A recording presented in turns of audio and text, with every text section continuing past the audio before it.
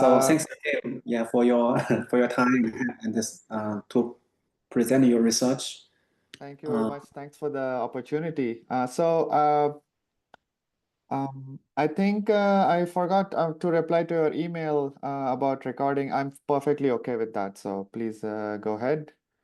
Yeah. Great. Let me share my screen as well. Let's see if that works.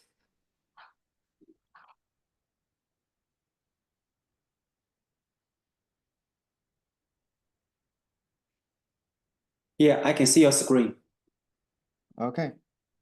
And you can see it in full screen mode, right? I hope. Yeah. Okay, perfect.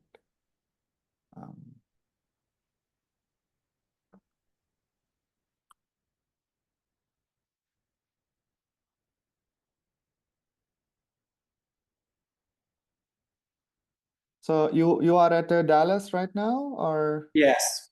Okay, I see. Very nice. Yeah, I've never been to Texas, so maybe I should come to Texas someday. Yeah. If you can will stop by, please let us know. Yeah, Yeah, we can talk for you. definitely. Yeah. Yeah, Michigan is a little far from Texas. I don't usually come that far, so but maybe I will come sometime.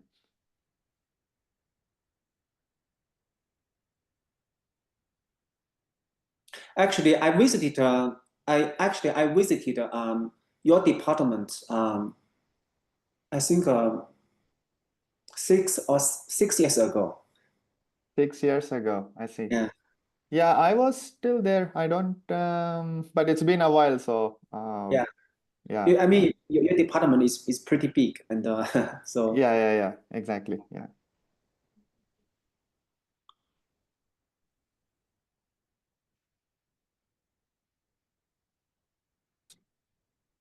And I'm assuming I have an hour, 1 hour, or 45 minutes, or what's the?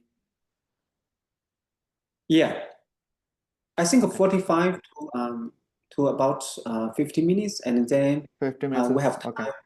Yeah, for some we have about questions. yeah to discuss and answer questions. Okay, sounds good.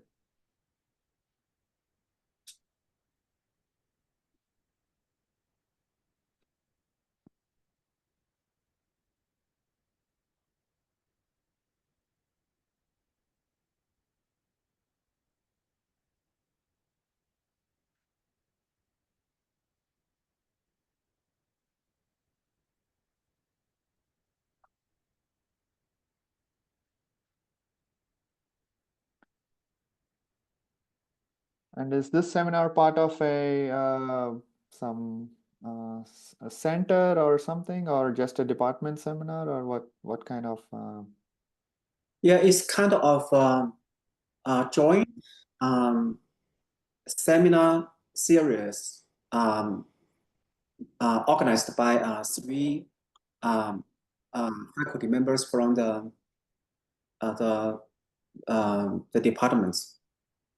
I see. And Okay. yeah, because we are interested in ethical AI for high performance computing, so several faculties and wanted to um, organize seminar talks that can promote research. I see. Very nice. Very nice.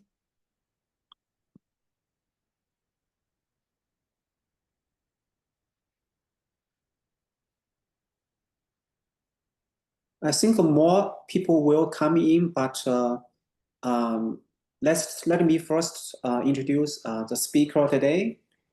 So it's my great honor to introduce Dr. Vishnu Naresh Boddeti, an associate professor in the Department of Computer Science at Michigan State University. He earned his PhD in electrical and computer engineering from Carnegie Mellon University in 2013. So Dr. Boddeti's research focuses on computer vision, pattern recognition, and machine learning, with an emphasis on building efficient and trustworthy AI systems that prioritize fairness, security, and privacy. Let me admit more people. So he has presented tutorials at major computer vision conferences and co-authored several award-winning papers, including Best Paper and Best Student Paper recognitions at top venues. So without further ado, so please join me in welcoming Dr. Boddeti for his talk. Thank you. Thank you very much. Thanks again for the opportunity and the invitation to speak.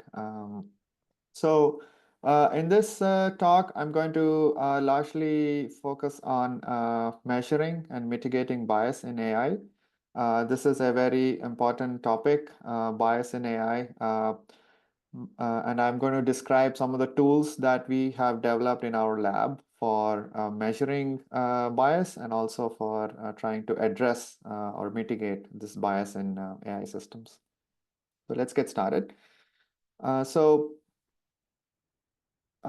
We all know about all the great progress that we have made in artificial intelligence, let it be speech recognition or image analysis, in language, even in physical sciences like physics, chemistry, and so on. So I don't need to tell you about all the progress we have made. I think most of you probably already know about this from news media, from research, and so on. And the key drivers for this progress has been we have a lot of data now, and we have sufficient compute, and we also have the algorithms. So we had the algorithms in the past. Maybe we didn't have the data and compute, but now we have this combination of all three that we can actually start making this amazing progress. What I want to discuss, though, is some of the maybe not so nice things about this AI progress that you may or may not have seen from the real world. So there are many examples like this. I'm going to just go through a few of them. So this is amazing work in almost 7 years ago in 2018, where they show that face recognition systems, they are accurate if you have lighter skin, but if you have darker skin, then you have very high error rate. So if you are light skin, maybe it's less than 1% error. With dark skin, you have almost 13% error. So there's a big disparity in how these systems perform when you have different skin color, gender, nationalities, ethnicities, and so on. But this was an academic paper back in 2018, but this is actually a real world problem. So this is, I'm just showing you a few examples from the most recent media articles here. This is from 2023. Facial recognition is actually used at border control, and then it actually frustrates a lot of people with a darker skin color because the recognition system doesn't work very well for them.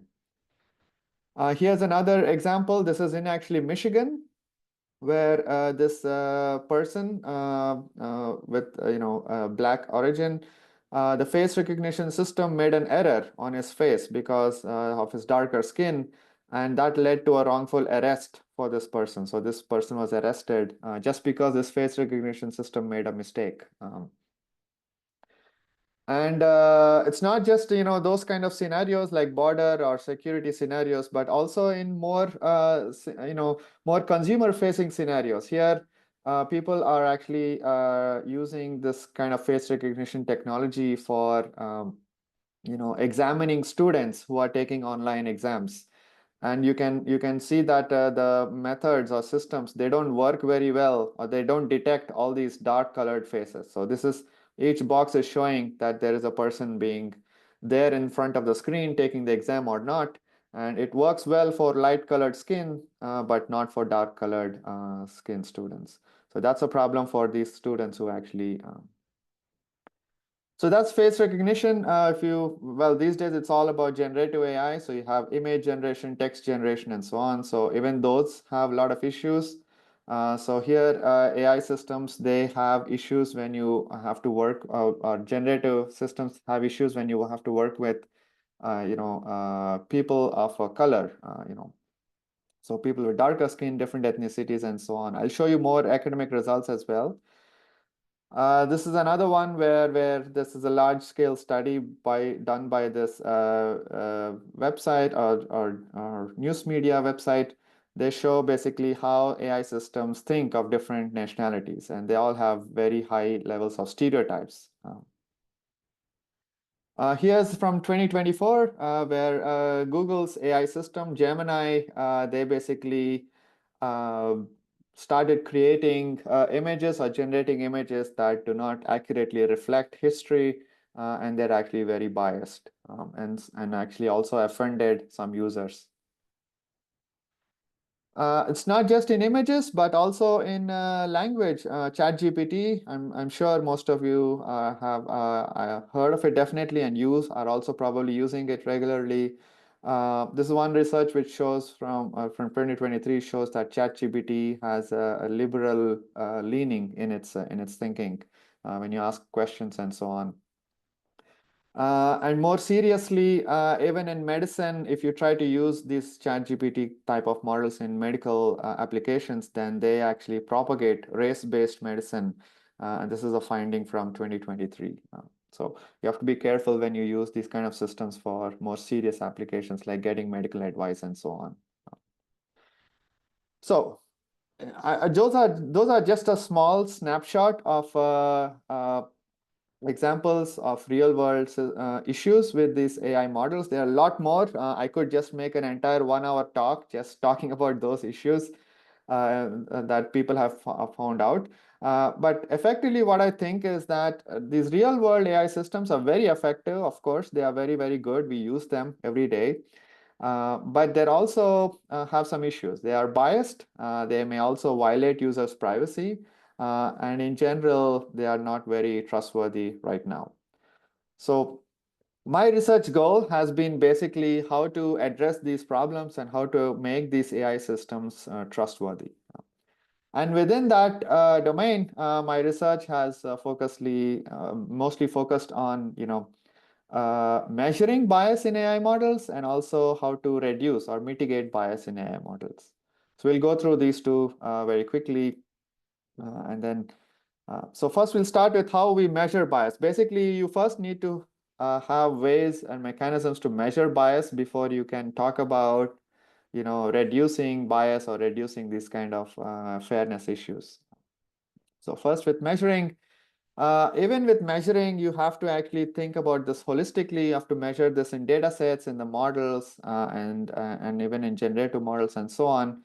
So we first did this work where we started measuring bias in data sets. So these days, using very huge data sets for training is very common. All the multimodal models, all the language models, they're trained on very, very gigantic data sets.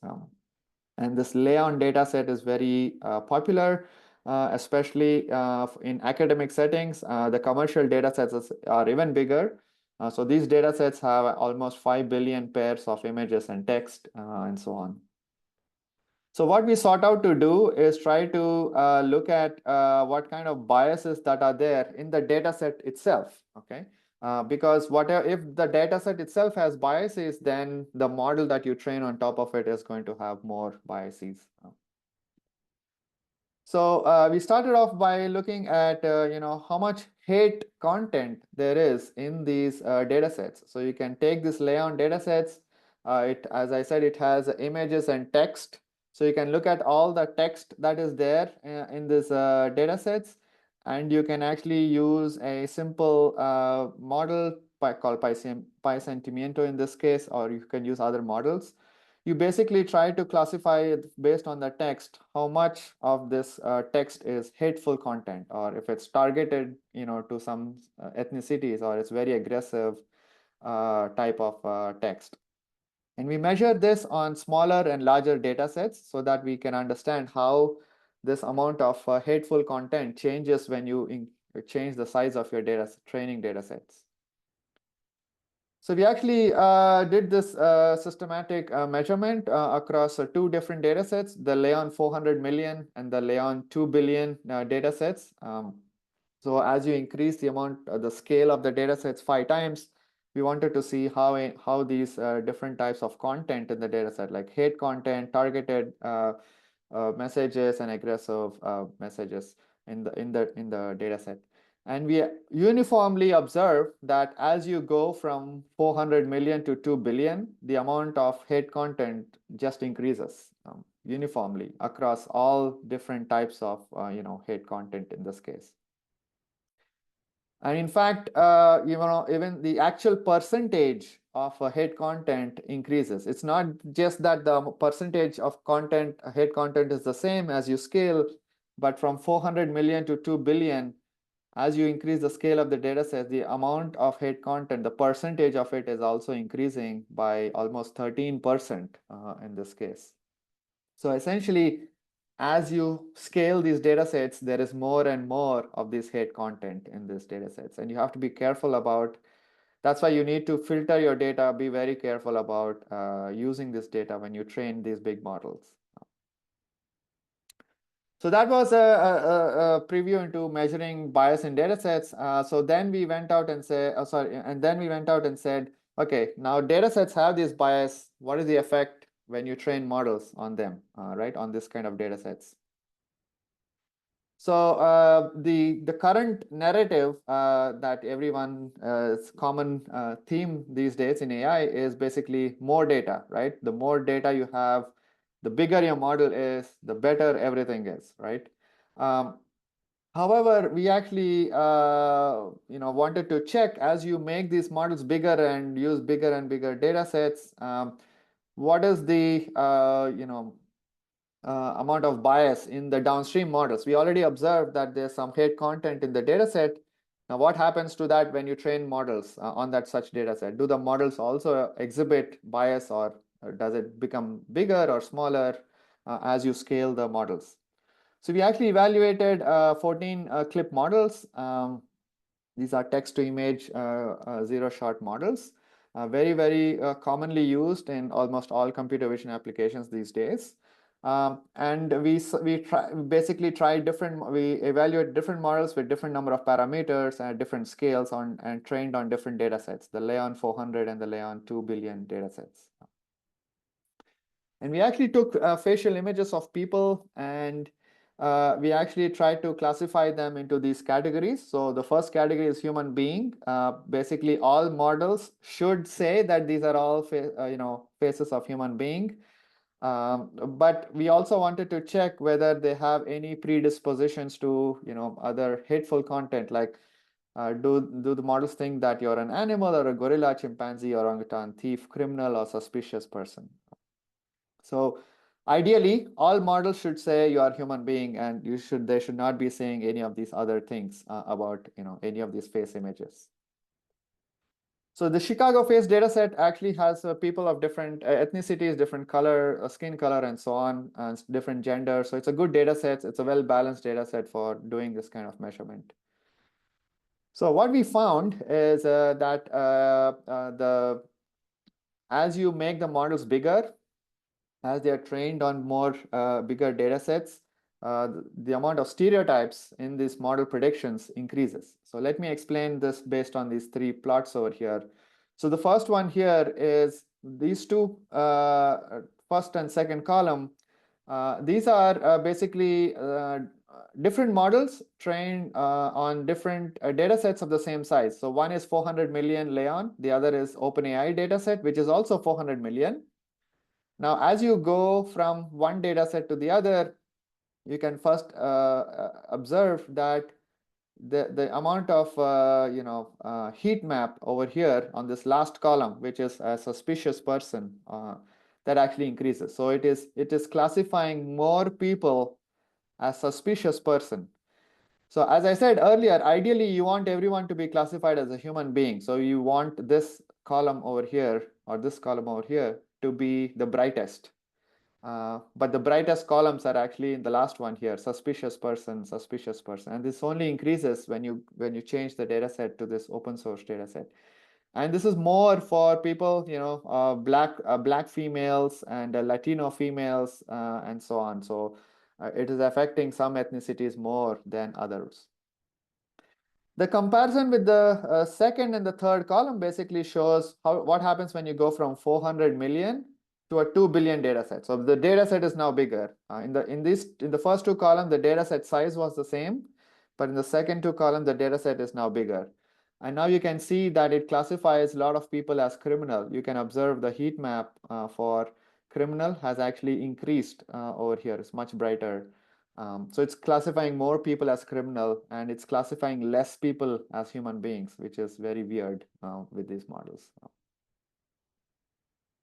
Okay, so that's about hate content and stereotypes. And of course, people are also interested in fairness. There's a lot of studies on fairness. In fact, there are, I believe, 30, 40 odd different definitions of what fairness means, because not everyone agrees on one definition of fairness.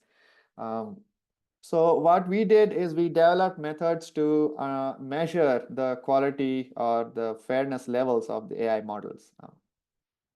So when you think about fairness, there are two basically main things that you're interested in. One is how good my model is in terms of making predictions. So that means how useful it is. What is the utility? So for example, this could be accuracy. I want this to be really high. And the other axis is how unfair my model is, or how much bias there is in this model. And I want this bias to be as low as possible. So ideally, I want my solution to be somewhere over here at the top, right? I have perfect utility and very low levels of unfairness. But when you actually take a model and you evaluate it, maybe you get, your model says that I have this much amount of utility and I have this much amount of bias. Now we wanted to study what is the fundamental limits of how unfair and how much utility a model can have. So we developed this trade-off basically between accuracy and unfairness or bias. You cannot always get both of them perfectly in the real world. So you have to maybe sacrifice a little bit of accuracy to get some, reduce the amount of bias in the models. So we developed mathematical models to estimate these trade-offs. So this is the region of all possible solutions. There is another trade-off where basically beyond which it is not possible to have a solution over here in this space, even if you want it. It's just a fundamental limitation of the model and the data. And then you can go between this possible or get closer to this impossible region once you use extra data. So this is the kind of modeling that we did. And then we actually measured these two trade-offs on real-world data sets for many, many models. So this is a solution that we came up with for measuring these trade-offs. I'm not going to go into the details right now, but if you're interested, I'll be happy to talk about them at the end. So we measured these trade-offs on big face recognition data sets. It's a Celeb A. It's very commonly used for measuring or analyzing bias and fairness in these models. So here we evaluated over 1,000 different image extractors. Okay, so there's if you go to Hugging Face, maybe today this was done 2 years ago. So maybe today there's instead of 1,000, there's a couple more thousand of these, but 2 years ago, there were 1,000 of these. And all the dots you see are basically all these 1,000 models. And you want high accuracy, you want low levels of bias. So ideally, you want to be here. The red line is basically showing what is the trade-off, what is the fundamental limit on this data set. Like how much accuracy can you get versus how much bias you can remove. So this is the actual limit that you can achieve, but all the models, as you can see here, they are not close to this limit. They're all very, very far away from this fundamental limit. So that means these models, there's significant room for improvement of these models in terms of their, fairness. You can also do this with zero-shot models. We also evaluated over 100 zero-shot models, basically different types of clip models. Again, there may be a lot more of these days. And we have the same observations. All these clip models over here are basically very, very far away from what is the absolute theoretically possible limit in terms of fairness and utility. So they're very, very far away. There's a lot of room for improvement of these models. But at least with our technique, you can now know what is the limit. How much more can you actually improve the accuracy and unfairness or fairness of these models? So that is measuring bias in discriminative models. We also measure bias in generative models. These especially image models and text-based models. This is more recent work from earlier this year in 2025, where if this is basically trying to look at stereotypes in this text-to-image generative models. So here are three different state-of-the-art text-to-image models. This is Stable Diffusion version 2, Stable Diffusion version 3, and Flux is probably the most recent high-quality T2I model that is open weights. And these images that you are seeing here are basically for a prompt saying a photo of an Iranian person, so a person from Iran. The reason I'm showing this example is because the student who did this is from Iran, and he was trying to see for his country what do these models think about people from his country. And one thing there are a couple of observations you can make from these images over here. In fact, many observations. One, you can see, first of all, that it thinks all people from Iran are men. There are no females over here, or there are no women in any of these images. So these models keep generating a lot of males. Of course, if you do generate maybe like 100 of these images, then maybe it'll start trying to generate some females, but even then the proportion is very, very poor. It mostly generates males. Secondly, it generates people who almost all of them have a beard, and they're all maybe slightly older, and they're all wearing these turbans, and this is a very, very, stereotype for people from Iran. And my student tells me that, actually only maybe 10% of people in Iran actually look like this. Okay, so the majority of the people do not look like this. They look, more normal. They don't wear turbans. They don't have these big beards, and things like that.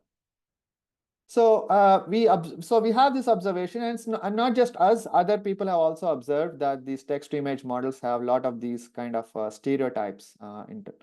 So what we set out to do in this paper is we actually developed a toolbox for measuring how much stereotypes are there in these generative models, and for understanding where these stereotypes are coming from, and how you can we don't mitigate them, we don't reduce them here in this paper, but it's more of a toolbox for trying to measure this in an automated manner. Okay. So what do we do? This is the idea. So if I have a prompt, let's say a photo of a Mexican person or an Iranian person, Indian person, you can try different countries. We actually tried 5 different nationalities in the paper. So for each of these prompts, you can actually go check with a large language model or some other source about what are the common candidates for stereotypes. For example, for a Mexican person, maybe the stereotypes are, that most of them are males. Most of them wear these hats, sombrero. I don't know if you know about them, but these are big hats that sometimes they commonly wear them, but not all of them wear them. So we get these candidates, and then we look at the latent space of these text-to-image models, and we have 2 measures of stereotypes, and then 2 ways of understanding where these stereotypes are coming from in these models, or where do they emerge in these models. So let me go through quickly what are our findings in terms of using this toolbox. What did we find by analyzing these models, these text-to-image models? So first of all, we introduce a definition of stereotype. This is the first definition of stereotype for this kind of generative models. People have traditionally used definitions of bias for stereotype, but bias and stereotype is a little different.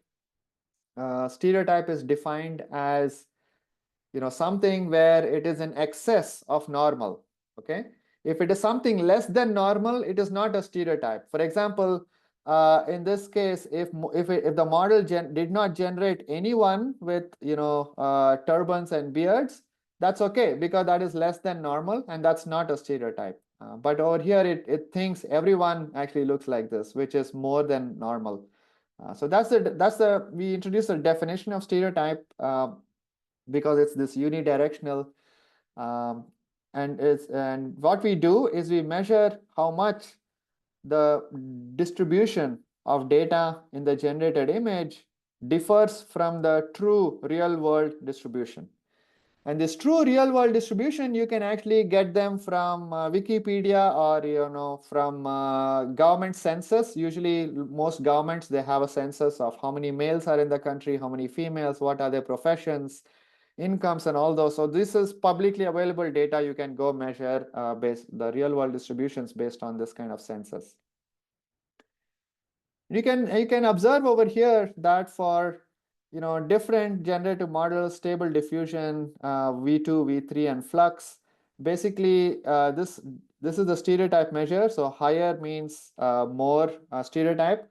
You can observe that they all have very high levels of stereotype. In fact, none of them are zero. Ideally, they should be zero, but these are pretty high. In fact, for people from Iran, the level of stereotype for a beard in SD2 is very high. It thinks 62% of people deviation from normal.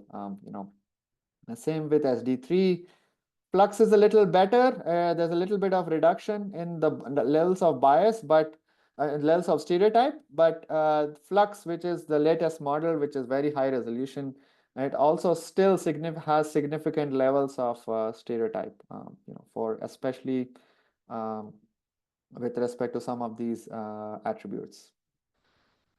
So we went much beyond this. We basically tried a combinations of stereotypes. So not just a country, but we said country and a profession.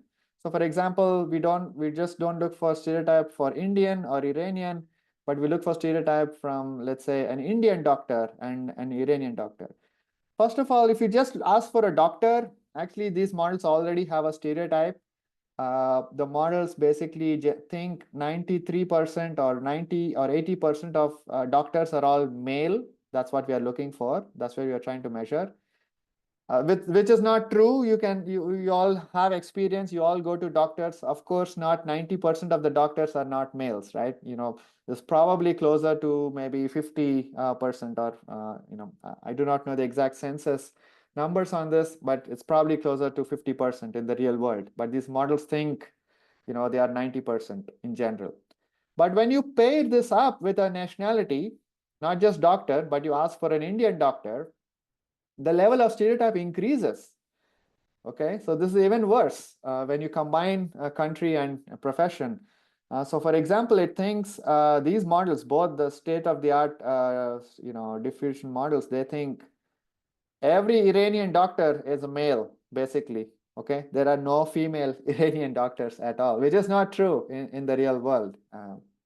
So this level of stereotypes gets worse with composition. So what does this tell us? Basically, it tells us that, I can reduce stereotype, let's say maybe for one concept by making my data more balanced. Maybe I can take my data, have equal number of doctors in my training data set, and maybe this will reduce to, let's say, 50%, which is correct. But what happens when you actually that will still not reduce bias for, let's say, Indian doctor, Iranian doctor. You have to have equal amount of data for all possible combinations of these things. And that is never going to happen in the real world. It's real because the number of combinations is combinatorial in nature, right? I can have Indian doctor, maybe Indian doctor who is, of age between something and something. So you can have a combinatorial number of these concepts, and I cannot balance the data across all of them ever. That's not going to happen. So we need to have some other techniques for, mitigating these kind of problems. And we also try to understand where these stereotypes are coming from. You can actually, this is an experiment we did where if you know about how generative models work these days, they are iterative. So you start with some random seed, some random number, and then you pass it through this generative model multiple times, and then eventually it will generate a sample from a real image. Okay, so the real image would look like this, or so the sample would look like this. But when you actually take this random seed and you try to visualize how it looks like through this generative model, this is how it looks like. So the very first column over here. So what this basically tells me is that even before I do any generation through my diffusion model or my generative model, this is what the model already thinks of how a person from Iran, for example, should look like. And you can see here, regardless of what random sample I choose, these are 3 different random samples, random seed, they all look like a person who is male with a beard and who has a turban. Of course, as the diffusion model generates the images, as it goes through this diffusion process, not all of them end up being, this person with a beard and a turban. For example, these 2 are normal people. But the predisposition, basically what the model thinks before it does any generation, is basically thinks that you should look like this, which is not good. It's not just for Iran, this is for Indian. Again, you can see they all have this orangish clothing, which is not true. If you know about, if you have ever been to India, most people actually don't look like this. Almost very few people wear orange clothing. This is people from Mexico. It basically thinks most people in Mexico, the predisposition is that you all wear a hat or a sombrero. And that's not true, right? Most of them maybe don't wear a sombrero, only few of them do. So okay, so far I have discussed measuring biases, data set, measuring biases in models, measuring biases in generative models and discriminative models. Now I'm going to briefly go over what techniques we developed for mitigating biases, not just measuring them. Because ultimately we want to reduce these and then want to make them more useful in the real world. So first we'll look at how to mitigate bias in discriminative models, and then we'll look at how to do this in generative models.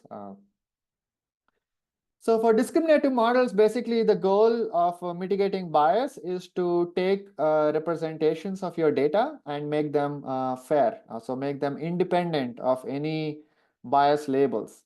So you have an image, you go through your model, you get some feature representation. You want this feature representation to be independent of some label S, which is your bias label. So here's an example. Maybe a model looks at images like this and it thinks, Mona Lisa is smiling because it has a gender bias. It basically thinks all females in photos, they smile. So if you actually train a model, it'll actually take Mona Lisa and it'll say Mona Lisa is smiling. Of course, we don't know the reality whether Mona Lisa is really smiling or not, but at least that's what the model has a bias for. This is happening because there is gender information in this feature representation. Okay, but if we can remove this gender information from this feature, then the model prediction is going to change. Maybe the model is now going to predict that Mona Lisa is not smiling instead of smiling. So the goal here is to learn these data representations which can retain as much information about whatever task you're trying to solve, and also remove information about the demographic attribute that you want to be fair with respect to. So there's a lot of techniques that people have come up with for this. There are basically 2 main categories of techniques for mitigating this. One is to design a metric to measure how much sensitive information there is, and the other is to learn a metric. So you have to have some way of measuring how much bias information is there in my feature representation, and that measurement is not easy. So you can either design it by hand, or you can learn a metric from data. So many people have actually, majority of the work is in this space where people do try to learn this metric through adversarial losses, basically. My work in our lab has mostly focused on designing metrics. We also started off with learning the metrics. We found there's a fundamental problem with this learning this metric direction. So we actually started designing these metrics for measuring amount of statistical information. So quickly go over this the general idea of these techniques. Broadly, they're called adversarial representation learning methods. What you do is you actually have a game theoretic formulation. You have a game between three players. One is an encoder, which is trying to extract features from let's say some data, let's say an image. You have a target predictor, which is trying to make some prediction of some label that you're interested in. And there is an adversary. This adversary is trying to extract as much sensitive information from this feature as possible, just some gender information or some demographic information. And you can actually come up with an optimization problem for this, where you want to minimize the error for this target prediction, and you want to maximize the error for this adversary. In fact, the adversary, you want this to be greater than something, so you want to maximize it. And you can actually learn this measure. That's what most people do. But as I said, learning the measure has some problems. So let's see what that problem is. The problem is that usually when you learn this measure through adversarial learning, you do alternating or simultaneous stochastic gradient descent. So alternating optimization. That means let's say I want to learn this. I keep the other two fixed and I just update the parameters of this. And same thing for the adversary. If I want to update the adversary, I keep these two fixed and I only update the parameters of this adversary. And when we do the encoder, update the encoder, we keep these two fixed and we update just the encoder through these gradients over here. The problem with this is that you can even take a very simple linear case of this three-player game, and you can see that if you do this iterative optimization, what you actually want. So in this is a toy example where we know the global solution. The global solution of this optimization should be 0, 0, 0. That means this model has to go to 0, 0, 0. If it is starting from some parameter in some parameter space, it has to go to 0, 0, 0. This is what we want. But if you do this iterative optimization that I just described, this is actually what you get. The model doesn't go to 0, 0, 0. It actually goes to some other point. So it's not going to the global optima. It's only going to some random point. So you're not really optimizing your objective very well.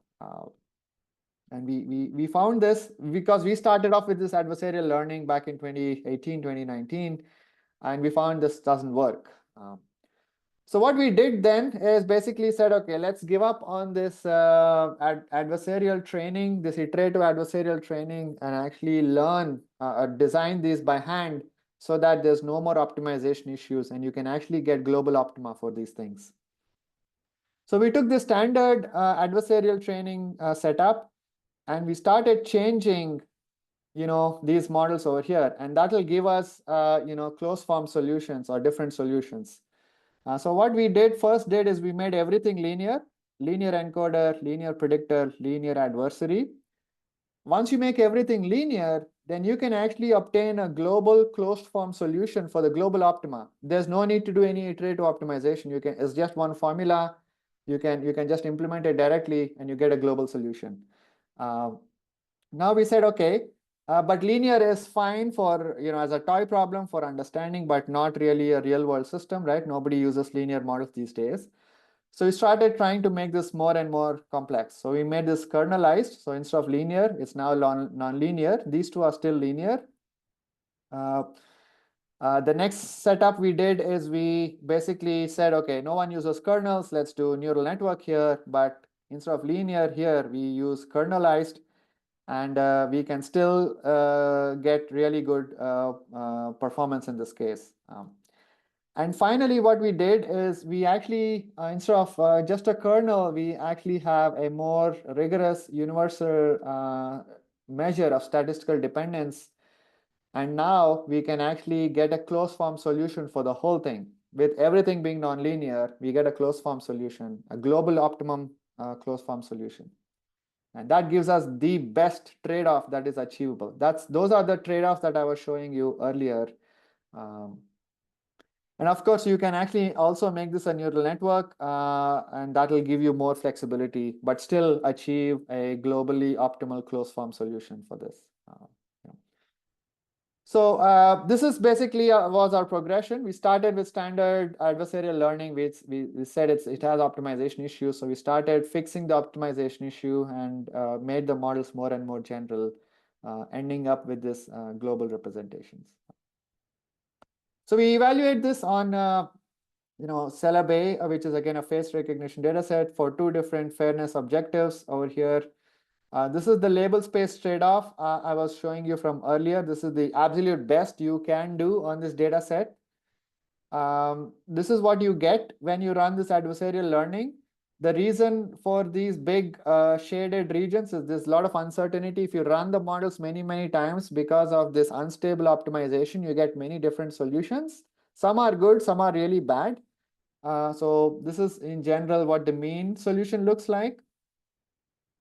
And if you go through all the different linear, nonlinear, kernel, global optimal solutions that I described in the previous slide, you actually get all these other curves over here. So this is the pink one is the kernelized one. The green one is a linear with a kernel and so on. So it's slightly worse. So you can get these things. Now, if you actually go and do this everything nonlinear, a universal statistical dependence measure, then you get this red line with a neural network, including a neural network. So which is the closest that you can get to this trade-off, the absolute best trade-off. This is the closest that you can get. Okay, so we also did this not just on images, but we also did this on folk tables, which is a tabular data set of census data. This is a very popular data set in fairness literature. Actually, let's see. So we observe the same thing in this data set as well. This is the trade-off the theoretical trade-off that you can get close to. And here are all the different existing models where you can see the blue one is the adversarial one. It's not very good. It's not close enough. The other ones are closer, but they don't span the whole space, whole trade-off curve. But when you do this universal dependence measure with a neural network, you actually get a much better trade-off, this red line over here. It spans the whole space. It's much closer to the ideal trade-off. And so far, that was all about standard unimodal classification models, but supervised models. We also did the same thing now for zero-shot models, because zero-shot models are basically what everyone uses these days. So clip-like models, which have an image feature and a text feature, and you take a cosine similarity between things. So we did the same thing. These clip models also have a lot of bias in them. For example, this is for Celeb A data set. You can observe that for different, between male and female, between whether you have blonde or non-blonde hair color, right? The accuracy is very different. So for example, for blonde women, the accuracy is much lower than for these other different categories. So on average, across all these different categories, the average accuracy is 88. But the worst group, which is the blonde woman, is 15% lower than this average. Okay, so it's much lower accuracy. Ideally, what you want is you want these models to have predictions, the accuracies that are equally good for these different demographic groups, right? So different, regardless of whether I'm blonde, male, or female, I need to have equal level of accuracy predictions. So using the ideas that I described earlier, we adapted them for zero-shot models. So using universal dependence measures and kernels, we were able to do this for clip-like models now. It's a little more complex because you have two encoders. One is for the image features and the other is for the text features. So you have to debias them jointly. So you have to mitigate bias in them together. So it's a little more complex. But now you can actually make the model much more fair. So here's the same result, okay? You go from a gap of 15% for this blonde woman, and now the gap is only 2%. So the average is pretty good. Average is very similar, about 88, 87%. But now all the most of the accuracy across all the groups is more equal, more even. Of course, for this blonde male, it's a slightly higher, but if you, at least the worst group is pretty even. You can do this on other data sets. In fact, we did this on many data sets, including folk tables and so on. But I'll just show you one more here. This is for a Celebate data set. You want high accuracy on zero shot, and you want low levels of bias. So ideally, you want to be in the top right corner. And you can see that our model, which is fairer clip, is actually closest to this top right corner. It has an accuracy of 83 with a bias of very little, 0.02%.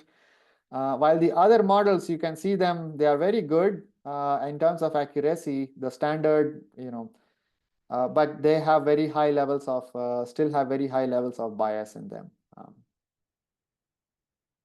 Here's another one for on a fair face data set. You want this max skew to be lower. So that's the amount of skewness in the predictions. So if you take a standard clip model, the skew level is very high. It's 74% amount of skew, which is too much. You want this to be ideally close to 50%. There are other competing methods, other baselines. They're able to reduce a little bit, but not too much. But we get much closer to 50% in reducing the skewness. Okay, maybe one more with Chicago face. The gap between the average and the worst group is much lower over here. In fact, this is only 20% gap. While if you take a standard clip model, the gap between the average and the worst group is 55%, which is really bad. Okay, so there's a group which has 0% accuracy, which is not good at all.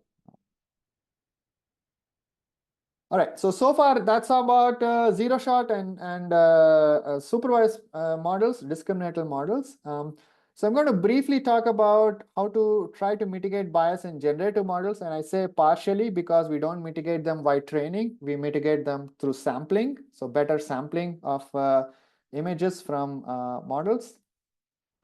So here's an example of very similar to what we saw earlier, but with a different prompt now.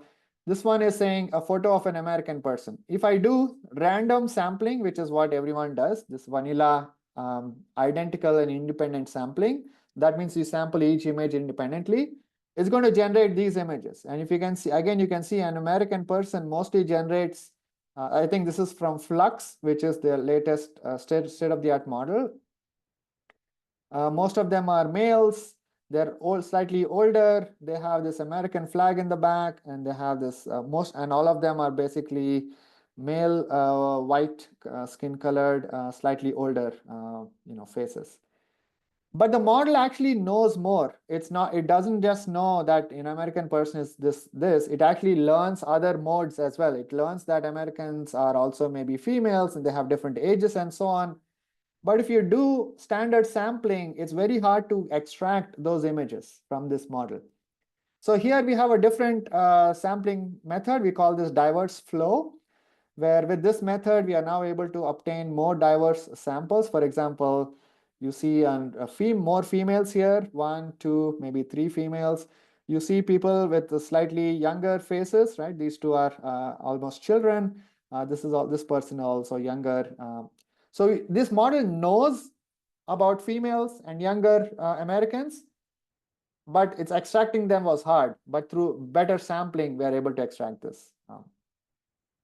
So the idea is called diverse flow. It's not just for mitigating bias, but you can also discover new meaning. So for example, if you go and ask this model for a boxer, there's an ImageNet class called boxer dog. So most of the models actually generate dogs if you ask for a boxer. But what do you expect when you ask for a boxer? You expect someone who is like actually a human doing boxing. But the model knows that, but it's very hard to extract it. But with diverse flow, you can actually extract that image too. So what's the key idea? The key idea is to basically you have these many modes in the distribution, but they are low probability modes. You want to force these samples to go towards those low probability modes. So this diverse flow goes more closer to this low probability modes and samples from everything, while vanilla sampling, for example, here, none of the samples go and sample from these low probability modes. So we have a technique for forcing these particles or these images to go into different modes and to be as far away from each other on these modes. Okay, so I just want to conclude now. So in summary, I think we are making really great progress, rapid progress in AI, and we observe that, feel that every day, literally. But they exhibit biases, they have some privacy issues, and sometimes they also have trustworthiness issues. So we need to develop methods for automatically auditing these AI systems for bias, and the methods have to be automatic, because if it has to be really manual and human driven, then it can be very cumbersome, because the rate of progress, the amount of models that there are out there is too many applications. So I think developing automated tools is for auditing is important. And of course, not just measuring and auditing, but you also want to design these models already for mitigating this bias, right? From the beginning, while training, they should be designed to have less bias. And what we have found so far in our work is that basically there's a very big gap between what the current solutions have in terms of bias versus what we ideally want them to be. That means they do actually already exhibit lots of levels of bias, even though as the quality of the models keeps getting better and better.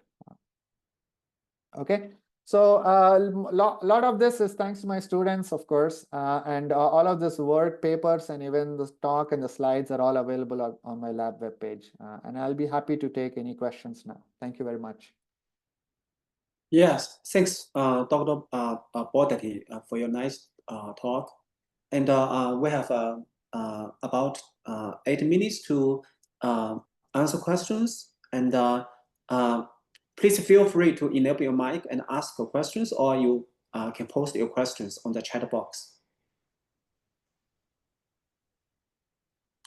Yeah, maybe I'll, so I think it's important to propose techniques for classification models and for vision language models. So could you share your thoughts about the effective ways that we can mitigate bias or fairness for token prediction or token sampling in language models? In language models, yes. We do have some work. I did not have a chance to put them in the slides here. But what we did is very similar to what I demonstrated. Let me go back very quickly to.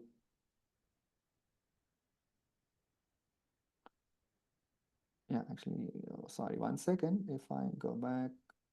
Yeah, actually, what we did is something very similar to this, but for language models. So what we did is we took language models like Llama or DeepSeek, and we extract token representations, and we go and de-bias these token representations using this exact same technique. And we actually were able to again get trade-offs like what I was demonstrating over here in terms of how much you can reduce the amount of bias in the tokens. So if you would like, I can just quickly show a picture with some results there. Yes. Yeah. So actually, this is the result. You have DeepSeek, Llama, and BERT models. And we want to use these models for, let's say, predicting, answering questions about the profession of the person. But you don't want the answer to be dependent on the gender, because many times, let's say, if the model knows that you are female, a lot of times it will say you're a nurse, or you are whatever stereotype it has. But when we remove this gender information, it's able to make more accurate, LLM is able to make more accurate predictions. So we were able to identify similar levels of trade-offs over here, where what is the best you can do. And in terms of bias, actually, we found that some of actually DeepSeek models actually have less amount of bias compared to Llama, for example. Yeah, so the same techniques, actually, we have applied it to language models. I just didn't cover it in the talk, but we have similar observations. Some models are better, some are not, but we have methods to estimate these trade-offs. Yeah. Yeah, I hope very that interesting. answers your question. Yeah, yeah. Okay. Yeah. I think there are two questions posted on the chat box. So one question is about the ideal trade-off lines in your figures. So how the ideal trade-off lines are obtained? Yes, very interesting question. Yes. So we actually have two papers here which describes the technical details of how we obtain these trade-offs. It's slightly mathematically involved, but we have code available where you can take your own data set and your own model and just obtain these trade-offs. So there's a very easy to use code for doing this. But the main idea, if you want a little bit more details, is we have a statistical measure of dependence that we defined, and we are able to get a closed form solution for this global optimum. That's the key idea. And because it's a global optimum, this is the best solution. You cannot be any better than this. So I hope that answers the question. I know I've not given all the mathematical details, but I'll be happy to share the code. It's already online if you're interested. And you can check these two papers for all the technical details of how we get this. Yeah. So next question is, can data augmentation using real-world sensors be used to reduce bias? Yeah, that's a very good question. In fact, that's exactly correct. So let me go back here.